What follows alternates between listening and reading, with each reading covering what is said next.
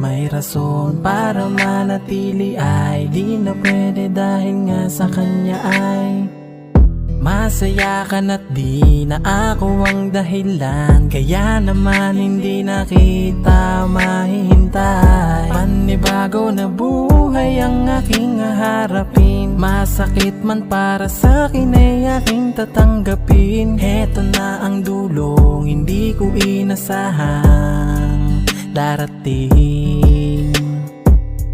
Para sa ikakasaya mo kahit masaktan ako ay kasalanan ko.